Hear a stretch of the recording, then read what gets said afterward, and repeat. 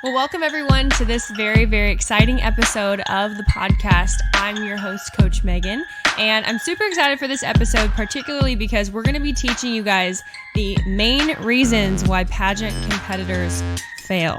This is obviously a super important topic because so many people who come to me for help are dealing with placing in the top 15 over and over, or not placing at all, or the pesky top 5. They can't figure out what is going to get them from fourth runner-up, third runner-up, second runner-up, all the way to winner. So I've compiled my greatest strategies that I've learned from competing, judging, and coaching for the past 6 years, and I'm so excited to dive into this topic today with you guys. So let's get started.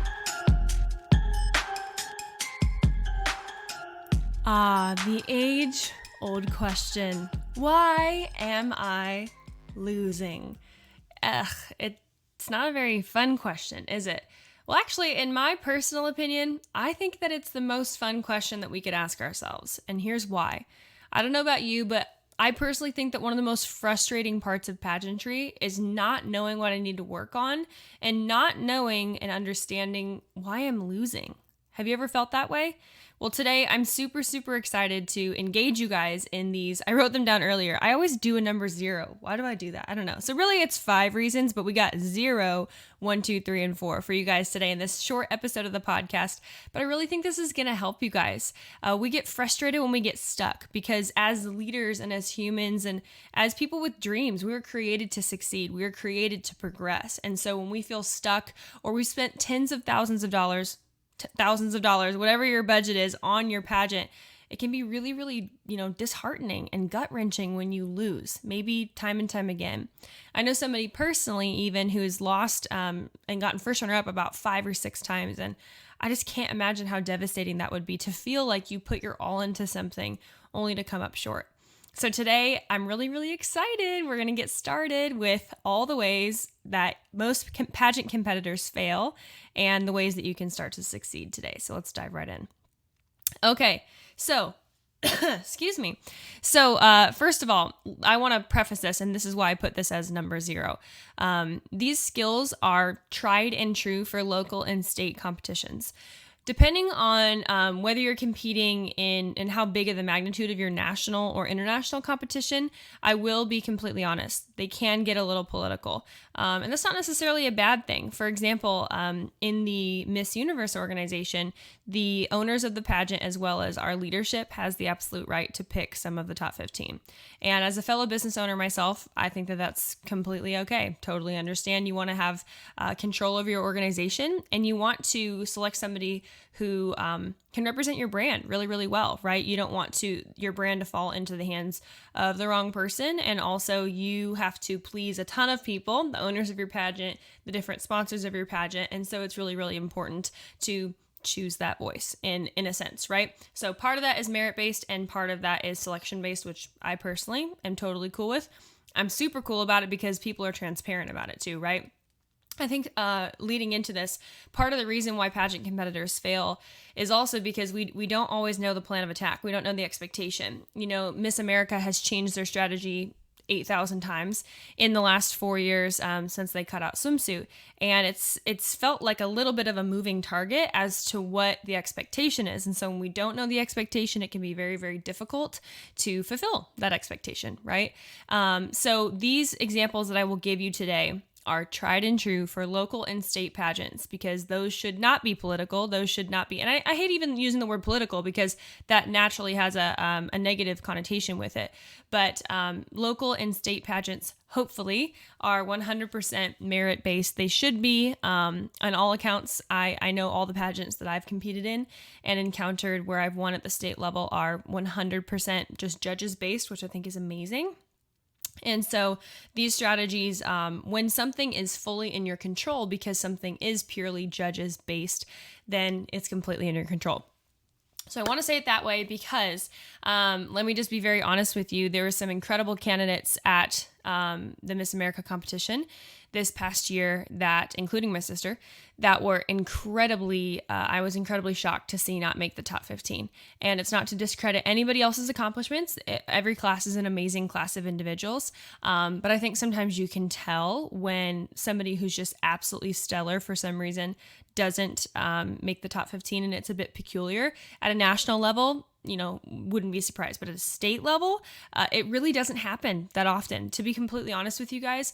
And I'll talk about this in a second, but I can normally pick a winner off the introduction. And you're like, no, you can't. Oh my gosh, no, you can't. Yes, I can. I test it all the time. I go to pageants all the time, obviously not in 2020, but I go to pageants all the time, and I'll turn to somebody next to me and I'm like, she's going to win. Or I'll be like, it's one of these two girls right from the introduction. And why is that? Why is that? Well, it's because so much of your pageant experience, so much of being a charismatic person, so much of exuding that it factor, that ominous it factor that we all so strive to operate in, is as much internal characteristics as it is external characteristics. And that's super, super important to realize, or else you will run yourself like a hamster on a wheel working on, oh my gosh, is my body perfect? Is my walk perfect? Is my hair perfect? And believe me, those things are incredibly important. But it's the girl in the dress, as you've all heard. It's the girl in the swimsuit. And if I don't want to go hang out with you afterwards as a judge, then I don't really want to pick you as my title holder, especially if I'm a judge who's actually from the state of which I am competing. So I just want to preface all of this with that at a local and state level, like I said, these things will work like clockwork. We had a 95% success rate of all of our girls winning interview in the season of 2019. And obviously we haven't had a ton of pageants in 2020, but I have a bunch of girls competing next weekend. So we'll see. Could have some national titles. Super excited. They are going to do amazingly. And so we will just have to keep you guys up to date on those types of things. So anyways, we'll dive in. That was number 0. Number 1 is the number 1 reason why you are not winning your pageant. Please turn your listening ears on, okay? Is that you don't make sense. I don't make sense. What do you mean by that? What? Yeah, you don't make any sense. What I mean by this is that your stories are probably all over the place. Oftentimes what I see is that well-meaning pageant coaches tell girls, tell stories, just tell stories, use imagery, tell stories. Hey, tell stories. But they don't really kind of flesh out what that actually means. That was my experience even when I competed for Miss Nebraska so many years ago. And even in NAM when I competed like a million years ago one time. And I remember I was so confused because a girl like me has got some stories and knows how to talk, but I'd walk out of the room and I'd be, disappointed if I didn't win.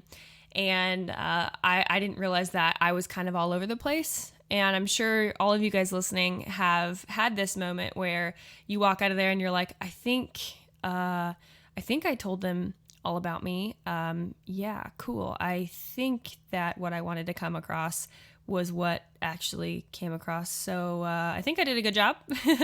And we've all had that moment. And so I really encourage you to hone in on what I call your super stories, which are the main elements of who you are that you want to talk about. And that's where we work on with all of our clients in our inner circle or in our Interview Mastery Academy or on our one-on-one level, what those super stories are, what that means, how you can flesh them out, what kinds of questions you need to ask yourself, what types of things the judges are actually interested in, what they're not interested in, what you might be giving way too much detail on and no one cares. When judges' brains shut off and how you can actually engage them emotionally and physiologically and psychologically to be super engaged with what you're talking about. That's the real secret. And all that good stuff. So you might not be making sense. Your brand is probably off. And we're going to talk about that in a little bit too, but your pictures, your messaging, your frequency, your social media, stuff like that, and your style also may not match the words that are coming out of your mouth. So make sure that you're in alignment, that you make sense. Number 2, you may not have gone deep enough into your why. Now, I know that this has become a really popular phrase nowadays, so people, hopefully you listening, know what I mean by your why. But I find that women who are incredibly intelligent, which is almost every pageant woman, have a really hard time visualizing their why for a couple different reasons. If you're more of a feeler, then you might have a hard time visualizing your why because you feel like it's mean to tell why you are better than somebody. And you've locked this into your brain that explaining why you should get the job, why you should be the title holder, has to put somebody else down in the process, which is absolutely not true. Gonna break that lie for you right now. And then if you're more of an intellectual thinker like myself, then you have no problem sharing that, but you just have a hard time kind of connecting emotionally to the depths of that. You know the reasons why, you know the details why, you know the facts of why you are accomplished, why you've worked so hard for this. But maybe you don't know how to actually connect in a way that the judges, again, want to hang out with you after, and in a way that's not just logical and, winning, but also, hey, like, here's why I have a soul too. So maybe think about that, because that could be a huge reason why, especially if you're getting to top 5, you guys, you might have a great answer for, what you want to do, what you want to accomplish. Those types of questions are easy for you, but you might really struggle with the depth part of that. So I encourage you in that. Number 3 is your mind. So like I said earlier, the internal aspects of your prep are just as important as the external aspects of your prep. So your mind might be working in what's called autonomic failure rather than autonomic success. There's a book that I have everybody read that's the number 1 self-image book of all time for all my clients.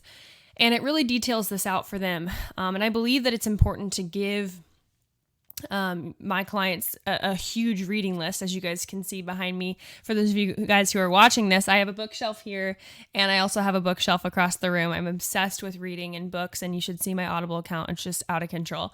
But the reason why is because knowledge is power. And knowledge is power. And maybe you grew up not being such a reader. Maybe you grew up as somebody who, was even dyslexic or had a problem reading. Well, I encourage you, the more that you get to know who you are and how your mind works, how your brain works, and you grow a success or an abundance mindset that is full of self-confidence and self-assurance and self-esteem, which is something that I work incredibly a lot on with all of my clients. In fact, I was just on a call last night with some of my Miss USA sisters and was kind of describing to them how we do identity foundation and formation of building the self-worth of all of my clients, which again is in the Interview Mastery Academy. You'll learn all that, our online course. And they were like, oh my gosh, I want to be coached by you. And I was like, yeah, this is awesome, but it's because I've had to walk through this myself, you guys. I've had to walk through not feeling like I was anybody. I've had to walk through terrible self-confidence and comparison back when I was a teenager, and severe bullying and an abusive relationship and all these different things, and eating disorder, which is a control mechanism. And so I've walked through this personally. I've had to overcome these things personally. I've had to work through anxiety and fear and these different problems in life. And so I promise you, I want to teach you how you can have this victory in your life as well. And it's so important for more than pageantry, you guys. It's so incredibly important. It's not just about pageants at all. And I think what I want to help you do, hopefully, in listening to this podcast and our IGTV show, is that I can expand your territory of your mindset and your self-belief and the foundations of your identity. But I want to help you get your mind on autonomic success, which means that your mind is working for you rather than a protective mechanism of failure, which is working against you pretty much at all times, where you're expecting the worst to protect yourself from what could happen. And what this looks like in a practical sense is when you're practicing, but then when you actually get to the stage, it's not working how you planned. Everything goes out the window. You don't hear the question, all that kind of stuff. So that's number 3. And then number 4, let me look at my notes real quick. Number 4 is your ego and your identity are too much in it. So like I said, if you only have the foresight of seeing to that Saturday night, to that Sunday night, and you want it so badly, how many of y'all can raise your hand listening to this who have seen that girl? Hopefully it's not you, who you're like, oh my gosh, her identity is just like totally in pageants. Like, who else is she without pageants? And I would encourage you to really go on a journey of identity and discovery that you're not that girl, because it's really obvious to know who that girl is, and no condemnation. We all have to start from somewhere. But I encourage you to dig deep into who you are outside of pageants, because that's what truly makes you interesting in an interview, right? The more stories you have will make you interesting. But how do you get stories in the first place? You have to go address life. You have to go fail. You have to get back up. You have to try new things. That's the way that your character is shaped and molded and developed. And if you're just doing pageant to pageant to pageant, that's how you become pageant Patty, and sorry, you're just not very relatable. And you can say I'm relatable, and you can say I'm a leader, and you can say that I'm strong, and you can say that you've been through things, but really, have you? It's so easy to tell whose identity and whose ego is wrapped up in their placement. And I would love to walk on this journey with you and help you get to a place where I promise you, it won't even matter to you. You will go into pageant weekend just loving who you are and having a great time and knowing that your prep will help you to succeed. I always say, so our Interview Mastery Academy is an 8-week online course that is self-paced. You can take as long as you want. You get access to it for life. And right now it's 50% off for our beta users. I'd love to invite you to be a part of that. The doors will close the second week of September, but we will cut down your prep time for interview by 66%. 66%, you guys. Seriously, you will be totally ready in 8 weeks. That is my promise to you. And there's a bonus week with a bunch of resources at the end and stuff that I have for you. You guys, I've walked this journey personally for the last 6 years. I'm a 2-time state title holder, won both on my first try, and I'm so excited to take all this to Miss USA. It is the most relevant coaching and teaching that you could ever have at your disposal right now, because everything I'll be teaching you in the Interview Mastery Academy or in our inner circle is for your benefit and is something that I'm using for Miss USA right now. So thank you so much for listening to this episode. I want you guys to win your pageant. So if you're competing soon and you listen to this podcast, please, please, please DM us or email us and let us know if this helped you place higher or hopefully win your title. That would mean so, so, so much to me. And as always, please reach out if you want to be a member of the beta class of Interview Mastery Academy. You'll get 50% off. You'll get grandfathered into the course when it's all polished and finished in January or February of next year. And we'd love to just invite you into the family so that you can grow spiritually, mentally, emotionally, physically, financially, not only in pageant prep, but also in life. So with that, thank you guys so much for listening, and we'll see you next week. Well, thanks so much for listening to this episode of Season 2 of the Powerhouse Podcast. I'm Coach Megan. As always, you can follow me at Megan_Swanson. You can DM us to join our email list. You can follow us at Powerhouse Pageantry or at the Powerhouse Project. And I'm so excited to get to continue to pour into your life, spiritually, physically, financially, emotionally, mentally, and relationally. Wow, that's a mouthful. In this beautiful year of 2020, never forget your worth, stand up for what you believe in, and allow your spirit to stand up on the inside of you to show you who you really